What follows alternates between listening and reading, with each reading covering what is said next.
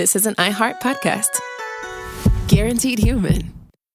Work can be a little weird. Cringy training seminars, coworkers who won't stop talking about their plant, forgetting the mute button at an inopportune moment. We have to deal with a lot on any given workday. Sometimes it can feel hard to thrive and move forward in your career. Well, that's where LinkedIn comes in. LinkedIn helps you get ideas and insights from experts in your field, connect with people professionally, grow your network, and access tools designed to help you find the right fit for your next role. Whether you're just getting started, figuring out your next move, or looking to accelerate your career, LinkedIn is built to support you at every stage because LinkedIn is the network that works for you. Visit linkedin.com/knowstuff to learn more. Dell PCs with Intel Inside are built for the moments that matter, for the moments you plan and the ones you don't. Built for the busy days that turn into all-night study sessions, the moment you're working from a cafe and realize every outlet's taken. Yeah, the times you're deep in your flow and the absolute last thing you need is an auto update throwing off your momentum. That's why Dell builds tech that adapts to the way you actually work. Built with a long-lasting battery so you're not scrambling for the closest outlet, and built-in intelligence that makes updates around your schedule, not in the middle of it. That's right. They don't build tech just for tech's sake. They build it for you. Find technology built for the way you work at Dell.com/Dell PCs. Built for you.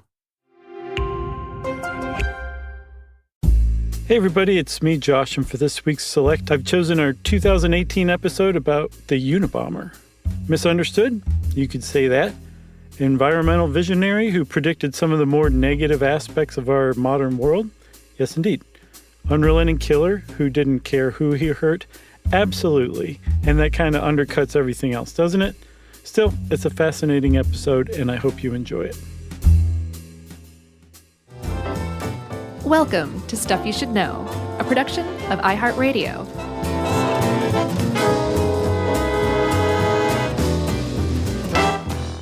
Hey, and welcome to the podcast. I'm Josh Clark with Charles W. Chuck Bryant with Jerry Rowland.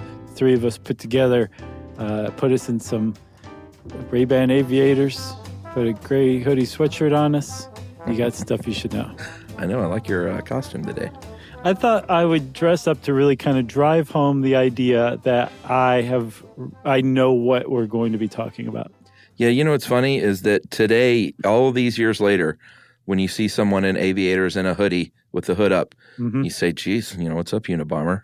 It's part of the social fabric these days. It really is. Like I ran across some I guess an article from the late 90s or whatever that was talking about that famous sketch and how it made its way onto like coffee mugs and keychains and T-shirts and like it became like a pop culture icon. Oh yeah, I'm sure it was on some T-shirt design at what's that terrible store? Spencer's. Well, no, that one's Hot Topics. That one's great. No, Urban Outfitters. Oh, wait. So you're a Spencer's fan, huh? Sure. Okay. Spencer's over Urban Outfitters. I guess that's the great divide, Well, Michigan, Ohio State, Spencer's, Urban Outfitters. Urban Outfitters is just trendy, like stuff that they think is clever, but it's not. Spencer, you could go in and get a poster of a bikini lady on a Ferrari, some incense, and a giant rubber penis. Right. Like what? That's a great store. I guess it is. Everything you need under one roof. I can't remember what I was in there for the other day, but they have like the most extensive selection of tasteless shot glasses I've ever seen in my life. At Spencer? Yeah, which it's like there's people collecting these. You can tell. I want to know who Spencer is. Spencer doesn't want you to know who he is. Okay. That's why he called his store Spencer? Yeah. His real name is Jackson McLean. Oh, wow. Nice work, Jackson. You sniffed me off the case. Nice. That was a good save, Chuck. Thanks. Speaking of good saves, I'm going to bail us out of this intro. Let's do it. And take us back, way back, to 1979. I'm a little 7-year-old Chuck. 8. Sorry, Chuck. We're going to go back one more year. 1978. Yeah, I was 7. Oh, so you knew I got it wrong. Mm-hmm. Oh, okay. Well, in 1978, in the Chicagoland area, there's a university called Northwestern University. Go Wildcats? I didn't look this one up. I think it is the Wildcats. That's what we're going with. And there was a security officer named Terry Maker who opened a suspicious-looking package. I couldn't find why Terry Maker opened it, so I should say, everybody, I'm making the assumption here that it was deemed suspicious, and they're like, go get the security guard. But Terry Maker opened this package, and it exploded. Yeah. He got some minor cuts and burns. I don't see too many people counting him as a victim of the Unabomber, although I think Terry Maker would probably take issue with that. Sure. But he was, by all accounts, the first person to come into contact with the Unabomber or one of the Unabomber's bombs. Yeah, he was number one in 1978 that would go on to be 15 more bombs over a 17-year killing spree. Well, in a way, he killed 3 people in the end, wounded many more. Mm-hmm. And we won't go through all of the targets, but they ranged from American Airlines Flight 444 to the president of United Airlines, Percy Wood, to a Vanderbilt University secretary, to a timber industry lobbyist, to an advertising executive. Part of the reason why it was so maddening for so many years was because there was no rhyme or reason, seemingly, to the victims of the Unabomber's wrath. No. The one thing that they all shared in common, and the Unabomber also wrote letters to newspapers during this whole time, the thing that they had in common was that they had something to do with technology or the advancement of technology or the destruction of nature, one of those two. Right. And so these people, like, that was it. That was all you had to be doing to be a target of the Unabomber. He was extremely indiscriminate in picking who lived or died by his hand.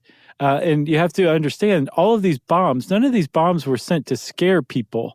Every single one of these bombs, whether they killed somebody or not, were intended to kill somebody. Yeah. Who they killed, the Unabomber didn't much care. And you can tell by the kind of insouciant attitude he had toward who was targeted. Like, he would get names wrong. Yeah. His last victim, a guy named Gilbert Brent Murray, he was a timber industry lobbyist. He opened the package because he was the president of the timber industry lobby, even though the package was addressed to his predecessor. The reason it was addressed to his predecessor was because the Unabomber had picked the name out of a directory, and it was an out-of-date directory.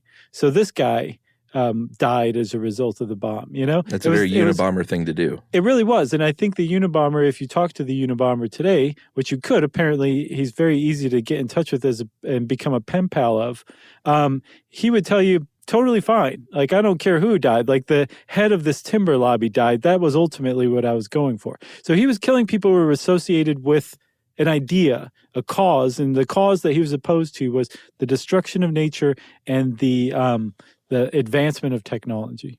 Right. So we're talking obviously about Ted Kaczynski. It was the man's real name.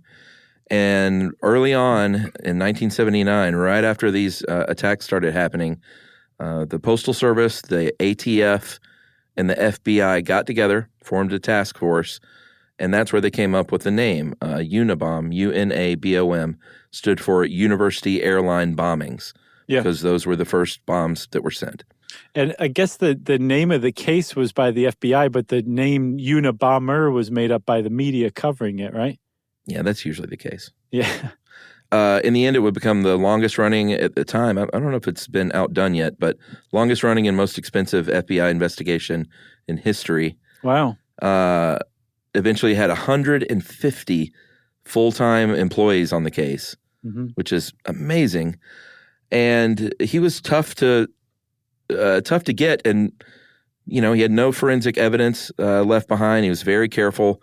He used bombs that were made out of materials that were easy to find. You couldn't track them. He made all of them by hand, painstakingly? Yeah, made them all by hand. Like we said, the victims were chosen seemingly at random. And had it not been for his manifesto, they may still be on the lookout for this guy. Yeah, and even still, the way that they were able to connect these things was because during this 17-year campaign, he would write letters to the editors of newspapers around the country, claiming responsibility for these crimes. And then I think half of the bombs had the inscription FC on parts that were recovered. And FC stood for Freedom Club, because the Unabomber didn't call himself the Unabomber. Again, that was the media. All of these things, including the manifesto, was signed the Freedom Club. A club of one. Right. But he always wrote about we whenever he was referring to himself. Yes. So the whole thing came to a head in 1996 when Ted Kaczynski was arrested in his cabin in Lincoln, Montana. He was known to his neighbors as the Hermit on the Hill, and he'd lived there for years and years and years. I think since the early 70s, I believe. Yeah, I mean, it was a little primitive cabin, off-grid. Inside, they found about 40,000 pages worth of journals describing all his crimes. They found bomb parts. They found a bomb ready to be mailed. And they knew they had their guy, thanks to his brother, David, turning him in, essentially, after reading this manifesto. He was eventually arraigned in Sacramento, which is where the final murder took place. And he was sent to jail. Initially said, no, I don't want to plead insanity. That's a big point. Yeah, because I don't think he would have admitted something like that. But he tried to kill himself in early 1998 in his jail cell. That triggered a psychiatric evaluation, and he was diagnosed with paranoid schizophrenia, which triggered a plea bargain that basically said you can avoid the death penalty now if you take this plea bargain. He did, and in January of 1998, he pleaded guilty, accepted the 8 life sentences with no parole, and is now living with quite a few other famous bombers at the Florence, Colorado Alcatraz of the Rockies, the ADX there. Right. Which that place in and of itself is crazy. I looked into it. Yeah, I feel like it's come up in plenty of other episodes before because it certainly sounds familiar. Yeah. So I was looking into, there's this fascinating article called Harvard and the Making of the Unabomber by a guy named Alston Chase, who I think wrote a book on it. But in this article... it was so good.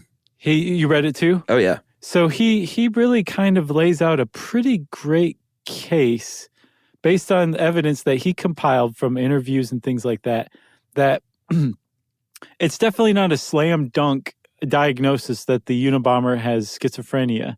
And he also, I don't know if he says it outright, but he at the very least intimates that it was Ted Kaczynski's brother David and his legal team that created the public persona of the Unabomber as a person with schizophrenia, to keep him from getting the death penalty.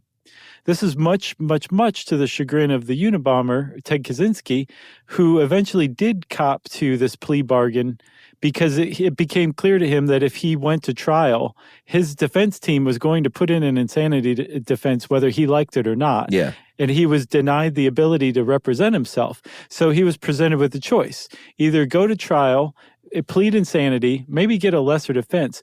But in the meantime, his manifesto would be painted as the ramblings of a madman because he would be deemed insane, or plead guilty and not insane, defend his sanity, and then in his hopes, also by extension, defend his manifesto and the ideas in it. Yeah, so he is still in prison in Colorado. Apparently, like you said, he's got a lot of pen pals because he lived in a tiny little primitive cabin for so many years. By all accounts, he has adapted pretty well to prison life. Being in a small room is no big deal to him. Apparently not. And you can actually go to and I'm going to totally check this out. I don't know if I can do it on this upcoming tour, but you can go see that original cabin at the museum in Washington, D.C. And I've looked up pictures, and it's kind of all right there, which is pretty interesting. Yeah, the whole thing is just right there in the museum. Yeah, so he was a brilliant guy. Like you said, he went to Harvard. He was a National Merit finalist. He was a math prodigy, started Harvard at 16, had an IQ or has an IQ of 167, and is just a brilliant, brilliant guy. And I think we should take a break. All right, I'm getting a tingle. And we'll come back and we'll talk. I guess we should talk about the manifesto. Let's. All right, ready for this.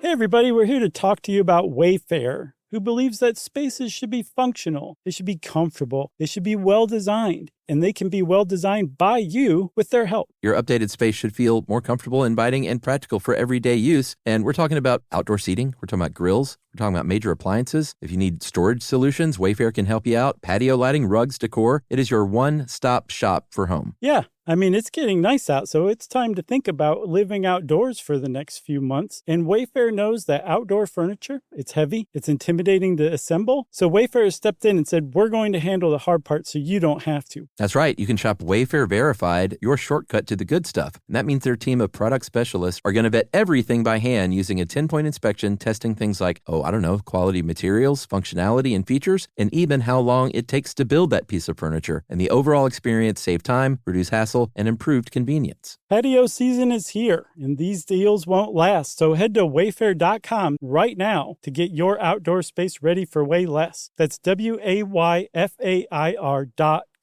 Wayfair, every style, every home. Dell PCs with Intel Inside are built for the moments that matter, for the moments you plan and the ones you don't. Built for the busy days that turn into all-night study sessions, the moment you're working from a cafe and realize every outlet's taken. Yeah, the times you're deep in your flow and the absolute last thing you need is an auto update throwing off your momentum. That's why Dell builds tech that adapts to the way you actually work. Built with a long-lasting battery so you're not scrambling for the closest outlet, and built-in intelligence that makes updates around your schedule, not in the middle of it. That's right. They don't build tech just for tech's sake. They build it for you. Find technology built for the way you work at Dell.com/Dell PCs. Built for you. Everyone knows winter is the real mess maker. You don't need WeatherTech floor liners for summer unless you hit the beach and half the beach ends up back in your car, or the campsite dirt ends up in your trunk. Then you'd want a cargo liner, or a road trip goes sideways, lemonade spills, ketchup goes rogue, ice cream drips. Yeah, you'd be pretty happy about those WeatherTech seat protectors. So just to be clear, as the mud you're inevitably going to step in this summer, you don't need WeatherTech unless you plan on doing summer. Visit WeatherTech.com today.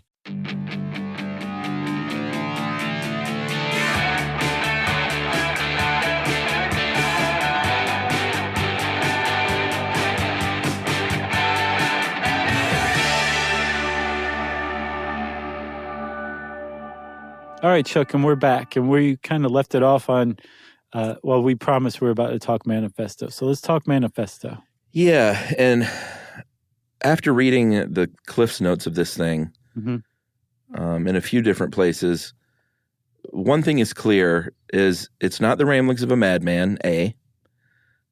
B, he has, and I hate saying this, but he has a lot of very salient points about where society is headed due to technology. Or where it was headed back in the 90s, where it fully is now. Yeah, very much ahead of his time thinking-wise. The way he went about correcting this was not was abhorrent, obviously.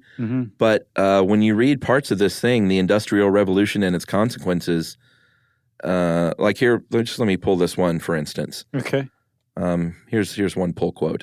Once a technical innovation has been introduced, people usually become dependent on it so that they can never again do without it unless it is replaced by some still more advanced innovation. Not only do people become dependent as individuals on a new item of technology, but even more, the system as a whole becomes dependent on it. Does that sound like anything that everyone carries in their pocket every day? Exactly. And he also points out that like the way that this happens, this dependence on technology, it comes about because new technologies seem good and helpful and useful, and then we eventually adapt ourselves to fit them better. We change our behavior. We change the way we see things. We change the way we think and interact with stuff to fit the technology. And his whole idea was that is the inevitable outcome from the Industrial Revolution. And that ever since the Industrial Revolution, our society has been in a stranglehold at the service of technology and the people who serve technology. And society has been restructured and reshuffled to the detriment of the individual human, to local communities as a whole. And that the only way that this is so ingrained now in our world, the only way to stop this is to violently overthrow the current system. And he has a very laissez-faire attitude about what comes after. He said that we have no illusions about the feasibility of creating a new ideal form of society. Our goal only is to destroy the existing form of society. And that was it. And that was the whole reason for his campaign, was to be one of the provocateurs of this revolution that upended technological society. Yeah, here's another summation of another part of the manifesto about the social infrastructure that he says is dedicated to modifying our own behaviors. This infrastructure includes an array of government agencies with ever-expanding police powers, an out-of-control regulatory system that encourages the limitless multiplication of laws, an education establishment that stresses conformism, ubiquitous television networks whose fare is essentially an electronic form of Valium, and a medical and psychological establishment that promotes the indiscriminate use of mind-altering drugs. So, again, I don't want this to come across that I look up to this guy in any way. Right. But when you read some of the stuff, you think, man, if this guy had only reined it in, he could have done good. Yeah, I can't remember what the turning point was, but there was some potential path that he was on where he could have done this peacefully, and he pulled back and went a violent way. And I think quite rightly that if he were not locked up for the rest of his life, he would keep sending bombs out. He would not stop. No, because he's not a moral agent. He is a rational agent, and he sees this as a rational end to his means, which is taking out people who may or may not be in a position to advance technological society. Well, yeah, and that's where the delineation occurs, where he's such a smart person, but that's such a dumb, there's blowing someone up is not gonna halt any innovations or change the course of where we're headed as a society. Right. It was just, to call it misguided is the understatement of the year. So, and forgive me for armchair psychologizing here, but now you start to get into the idea of whether or not he was fulfilling or indulging his own desire to kill. Well, you never know. Because if he is thinking about things like this, and he is such a rational person, surely there would have been other ways to do this that were either more productive or, on the other hand, more destructive, right? Like sending a bomb that might take out 1 or 2 or 3 people is not, and by making these bombs painstakingly by hand over the course of months and probably years sometimes, that's not a very productive way of achieving this goal. So it makes you wonder, did this guy just want to kill people? And that coupled with this view of technological society to form what we know as the Unabomber. Well, I think that was probably the case, is he was angry at where things were headed and he wanted to take it out on somebody. Yeah, but again, I want to go back to this idea that he is schizophrenic. Right. There is that is not necessarily the case. He was given a temporary or provisional or conditional schizophrenic or diagnosis of schizophrenia by a court-ordered psychiatrist, forensic psychiatrist. And that was it. I don't believe she ever went back and made an official diagnosis. Other people in the media, other psychiatrists, were basically diagnosing him from afar. Some psychiatrists met with him, but they didn't officially examine him. So basically, just based on his actions in his manifesto and what was contained within, he was largely given this diagnosis of schizophrenia. And I couldn't find anything that said that he's being treated for schizophrenia now. Yeah. Which is kind of a big deal, because it's a twofold big deal. One, it says it dismisses him as just a complete madman who's delusional. But it also does a tremendous disservice to people with schizophrenia, because it says this is what people with schizophrenia do. Yeah. They send bombs to people. They go and live in Montana alone for 30 years and send bombs to people the whole time. Yeah. So That's a good point. doing that same armchair psychologizing that I was doing is it's worse if you're an actual psychiatrist, you know? Yeah. All right. Well, I think we should talk a little bit about how this manifesto came to be in public view, because it's a super interesting sub-story in itself.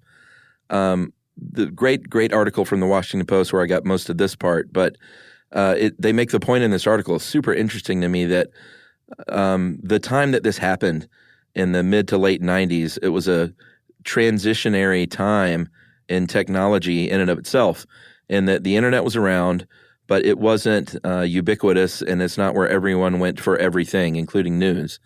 So the fact that this publishing of the manifesto in the Washington Post, which we'll talk about in a second, it says here it was perhaps the last newsworthy document to appear only in print.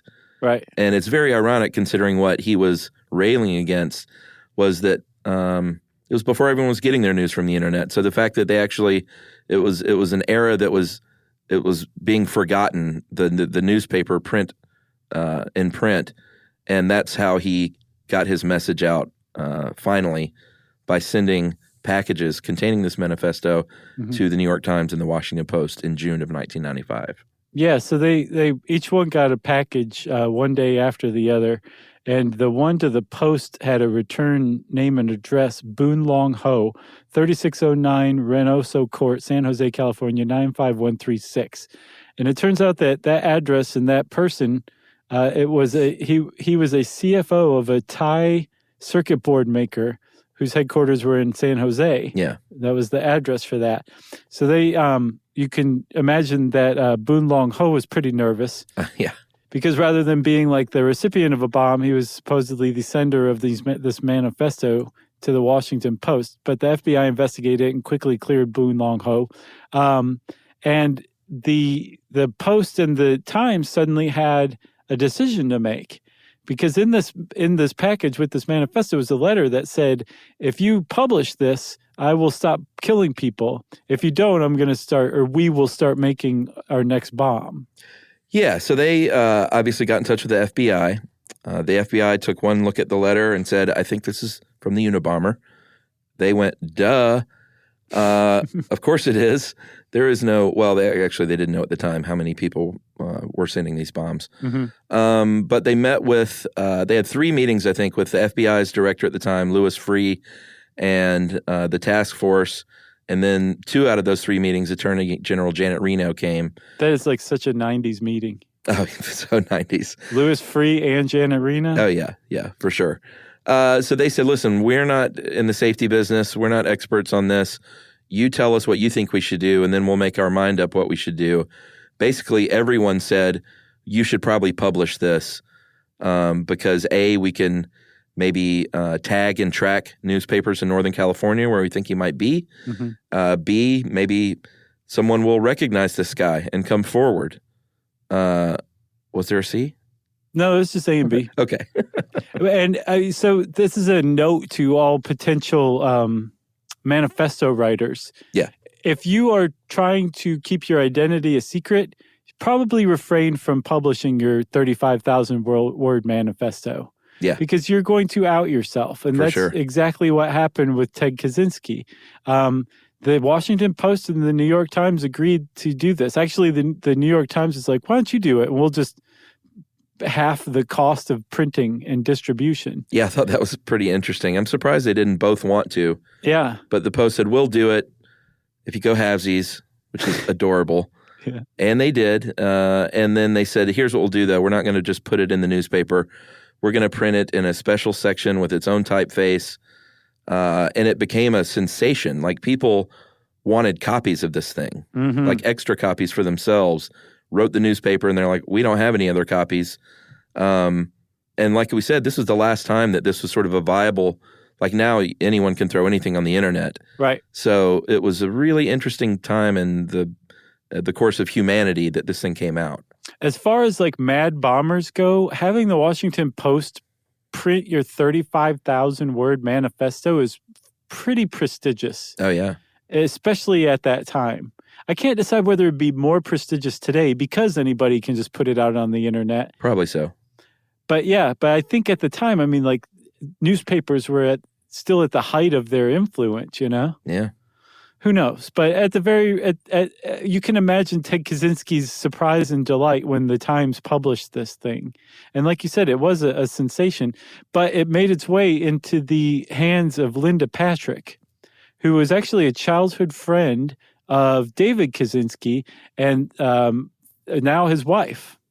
And she noticed this, or she read this manifesto and said, "This sounds an awful lot like your brother Teddy," to David. And he read it. And he said, "Oh, no." Should we take a break? Yeah. All right. That's it. Man, what a cliffhanger. Nice work. I know. Thanks.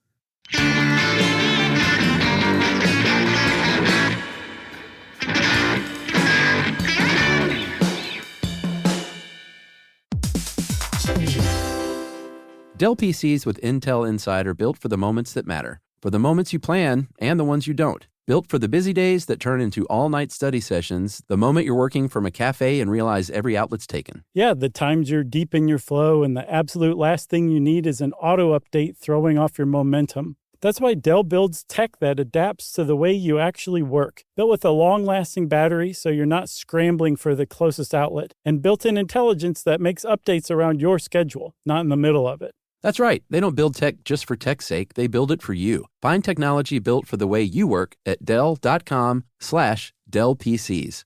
Built for you. Everyone knows winter is the real mess maker. You don't need WeatherTech floor liners for summer unless you hit the beach and half the beach ends up back in your car, or the campsite dirt ends up in your trunk. Then you'd want a cargo liner, or a road trip goes sideways, lemonade spills, ketchup goes rogue, ice cream drips. Yeah, you'd be pretty happy about those WeatherTech seat protectors. So just to be clear, as the mud you're inevitably going to step in this summer, you don't need WeatherTech unless you plan on doing summer. Visit WeatherTech.com today. Spectrum Business keeps businesses of all sizes connected seamlessly with fast, reliable internet, advanced Wi-Fi, phone, TV, and mobile services. That's right. And Spectrum Business offers 100% U.S.-based customer support 24/7 to help you stay up and running. And they offer tailored connectivity solutions with packages built for your business budget. Yeah, so it's no wonder millions of business owners rely on Spectrum Business to keep them connected. Visit spectrum.com/business to learn more. Restrictions apply. Services not available in all areas.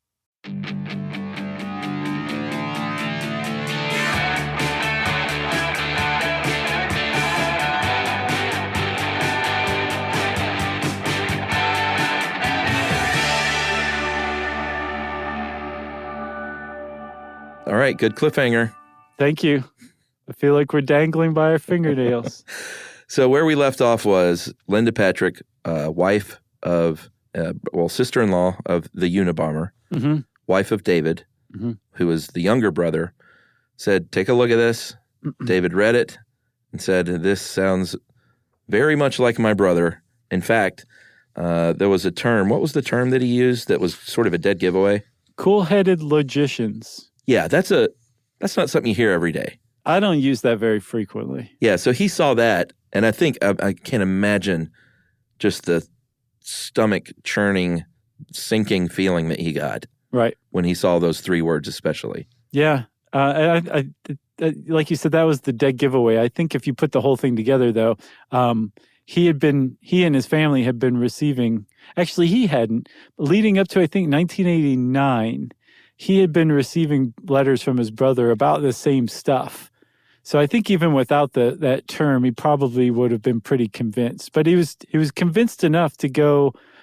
His wife Linda contacted a friend who was an investigator for a lawyer, and this woman kind of took charge of this and hired like a criminal profiler who looked at the letters from Ted and then the Unabomber manifesto and said, "I'm pretty sure this is the same guy." They hired another lawyer who represented the family, and they went to the FBI and said, "We think we know who the Unabomber is." Yeah, I thought that was interesting in that he didn't go right to the FBI. Like, he took, it seems like, I don't know how much time, but It said weeks. yeah, went through a lot of effort privately to suss out whether or not they thought it was legit. I mean, I think he didn't, by all accounts, he didn't want to do this And he was even worried what his mother would think. Mm-hmm. And finally, the mother did say, she took his head in her hands and kissed him, and basically was like, I know you love Ted, and you had to do this, basically. She said, I knew it was you, Fredo. So now we should jump back in time and sort of explain the relationship with David and Ted and how they got here, because they were estranged for 20 years before this. Interestingly, we talked about, had he not decided to start sending bombs, he could have led a more productive life. Oh, easily. But David was sort of cut from the same cloth. Like, they bought this land together in Montana. Hold on, I want to say something here, Chuck. You just said that he could have led a more productive life. I said that he could have been more productive earlier, too. Do you realize what we're talking about? Is we're saying that he could have better fit into the technological system that he was railing against. Well, or not, or maybe been an outspoken advocate in a productive way on Facebook. There you go. Sorry for interrupting. I just had to point that out. No, that's all right. So they originally had bought this land in Montana together. They both had these sort of similar ideals about removing themselves from society. For David, though, it was like back to nature, getting out of the hustle and bustle of the world. To find himself, like a spiritual journey. For Ted, it seems very much like, I don't like people. Yeah. He was a bit of a misanthrope, and they even have stories dating back to when he was like 7 years old, when David asked Mom, like, what's wrong with Teddy? Like, when people come over to visit, he runs to the attic and hides.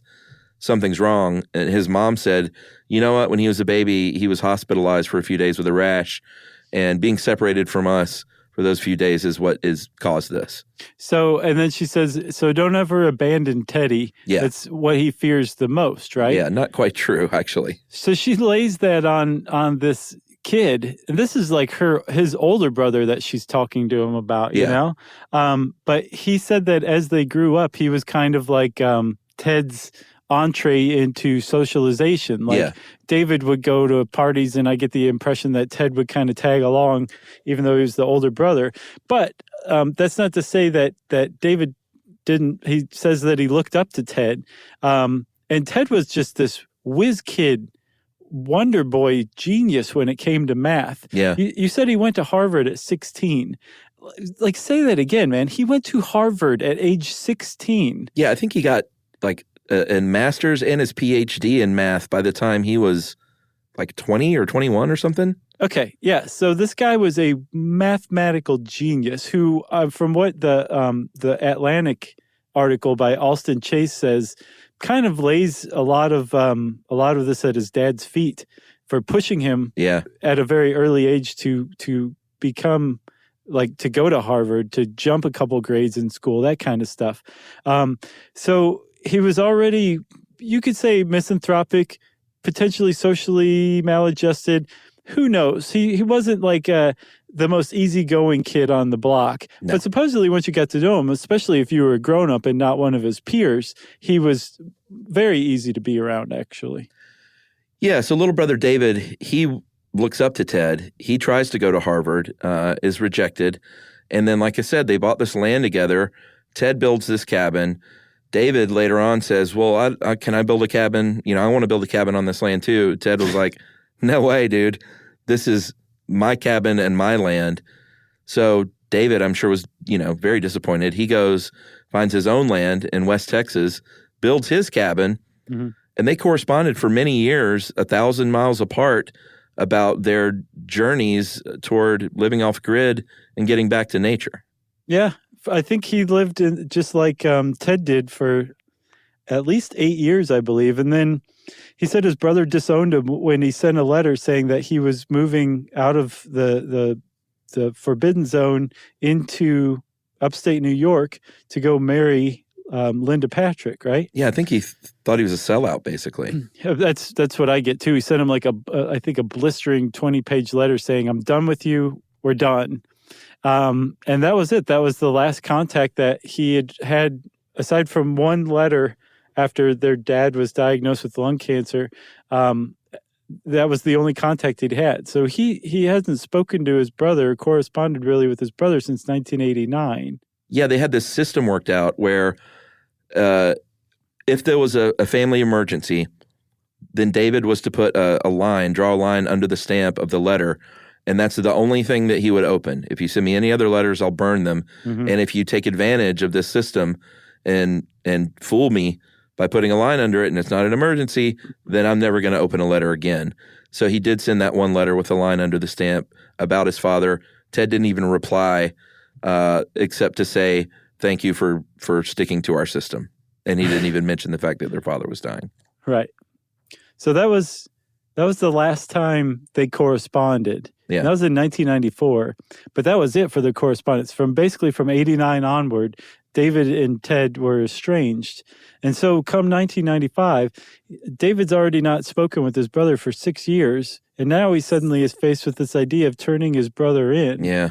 Knowing that he's probably going to get the death penalty. So when they finally did go to the FBI, and the FBI had their own linguistic analysis done on these letters, and they said, yeah, this is the guy. David started this campaign to paint his brother as mentally ill in order to thwart the federal prosecutors from seeking the death penalty. Because apparently they told him that they wouldn't, and then they reneged on that. And he felt extremely betrayed, so much so that he's apparently a crusader for an anti-death penalty activist now, based on that betrayal from the federal prosecutors. Yeah, this is amazing. He's the head of the New Yorkers Against the Death Penalty group. And get this, I know you know this, talking to everyone else. Oh, okay. His closest friend, his bestie, is Gary Wright, who is one of the computer store owners in Utah, who was a victim of Ted. Yeah. They became good friends. Yeah, best he had friends. 200 pieces of shrapnel lodged in his body from one of Ted's bombs, and now he and David Kaczynski are best buds. And also from that same bomb, that was 1987, one of, is it Gary Wright? Gary U.S. Bonds? No, Gary Wright? Yeah, I think okay, so. Gary Wright's employee is the woman who saw the Unabomber and gave that description to the sketch artist. Wow. I know, that was a turning point in a bunch of people's lives right there. Yeah, that sketch didn't even look like him really, though. I've seen people be like, gosh, it's the spitting image of him. It's like, no, once you have oversized aviators on, it doesn't look like anybody. Yeah. So David turns in his brother. Ted Kaczynski's arrested on April 3rd, 1996. He pleads guilty in 1998, and he's been serving his 8 consecutive life sentences ever since. And recently there was a big furor, I think in 2012 or 13, when 2012, I guess, because it would have been his 50th class reunion. Yeah. Harvard, the people running his class in publishing the class directory, reached out to him like they did everybody else in the class. That's crazy. And sent him a form to fill out. And he filled it out and sent it back in, and they published it. Yeah, he said his job was prisoner, and that he listed his, 8 life sentences as awards. Yeah, and gave his address at the Florence, Colorado Supermax facility. And it was a huge embarrassment for Harvard because they were not paying attention, and a bit of a scandal, too. I think Ted Kaczynski probably thought it was hilarious. Yeah, should we finish with a little denouement about this weird Harvard experiment? Only if you say denouement again. All right, so going back in time once again to fall of 59 through spring of 1962, there was an experiment at Harvard University led by psychologist Henry Murray. And how they describe it here in this article is a disturbing and what would now be seen as ethically indefensible experiment on 22 undergrads. Each undergrad that took part, Ted Kaczynski was one of them, had a code name for the purposes of anonymity, and ironically, Ted Kaczynski's was Lawful, was his code name. So basically, what would happen is they would get it was interrogation is what they would go through. So they would go into a room, they would go downstairs to this basement room, and then a voice would say, enter the room. They would enter the room. They would sit down and be faced with a spotlight that would blind them in an otherwise dark room. And then they would sit in front of a board of inquisitors that would order them to do things, kind of start slow, and then eventually build up to where they're screaming and yelling at these kids, these, in Ted's case, I guess like 16, 17 years old, and berating them basically. And this was not just like you dressed like a slob or your mother's meatloaf is terrible. Like step one of all of this was that you were supposed to talk about some of your most deeply held beliefs, your most treasured beliefs and values and views on things. And then these inquisitors who were actually like law student, graduate students would harangue you over your beliefs and explain to you why they were so stupid and why you were such a useless human being for holding these beliefs. And the whole point of this, the entire point, was to find out the psychological limits for humiliation and stress brought on by humiliation and when people would crack. And this is not a one-time thing that he went and did for extra credit. This was carried out over 3 years. Yeah. Again, the kid's 16 at the time. He's already socially awkward. He's already isolated from his peers just by the virtue of his intelligence, let alone his personal choices at being isolated from everybody. And he's being harangued by like these people about his most deeply held beliefs. As Brother David said in another article, he doesn't believe that had anything to do with creating the Unabomber. Plenty of other people are like, no, I'm not so sure about that. Well, here's what I think. And what was the name of the article from The Atlantic? Did Harvard create the Unabomber? Harvard in the Making of the Unabomber. Yeah, it certainly didn't help, especially when he had this core belief system that was so firmly entrenched. To sit in a room for 3 years off and on and be criticized and screamed at and called a liar and denigrated like that, I'm sure it did not help. Yeah, supposedly he wasn't a very relativistic person. It was things were black and white. And if you believe something was right, it was right. So to have it assailed like that, surely it had some effect somewhere. It just couldn't. Well, I mean, Ted Kaczynski later said that Harvard were the worst years of his life. Yeah. So in some small way, I guess he got him back by getting that published in the directory and embarrassing the class. Yeah. Yeah. Revenge is a meal best served cold through a tiny slot in a metal door. Doing 8 life sentences. Yeah. If you got anything else?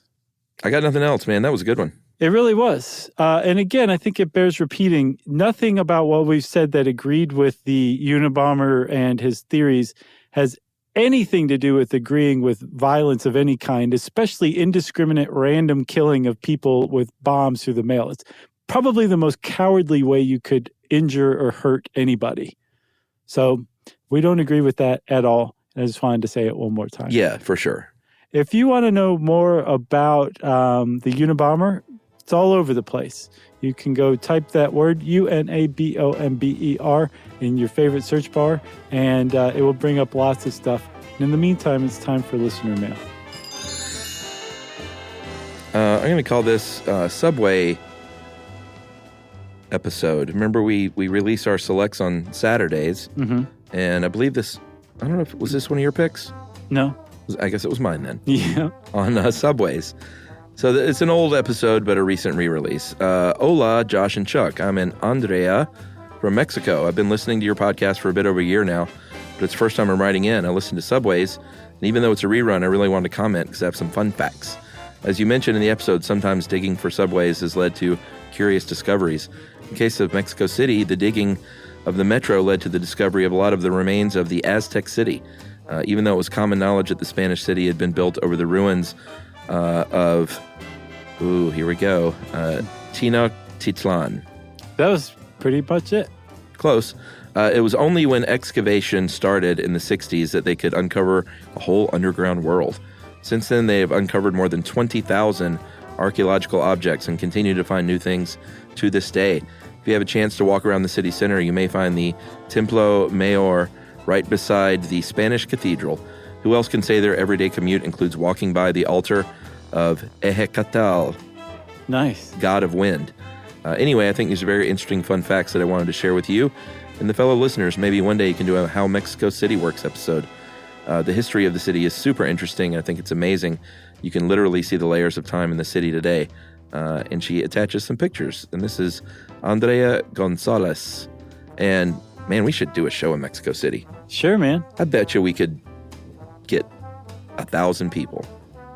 We'll find out. Into a room. I know we haven't delved outside of English-speaking countries before, but I bet you of all the cities, we could probably do so in Mexico City. Yeah, if Morrissey does good in Mexico City, I'm sure we could too. That's kind of, we try and model our career after Maz. Did you see that picture she sent? Yeah. Of the altar of the wind god? I'm like, humans were sacrificed on that. Yeah. That's insane that you just walk past that on your way to the subway every day. I know. It's pretty interesting. Well, if you want to tell us about your interesting commute, we always want to hear stuff like that. You can tweet to us at SYSK Podcast. You can send us an email to stuffpodcast@howstuffworks.com. And as always, join us at our home on the web, stuffyoushouldknow.com. Stuff You Should Know is a production of iHeartRadio. For more podcasts from iHeartRadio, visit the iHeartRadio app, Apple Podcasts, or wherever you listen to your favorite shows.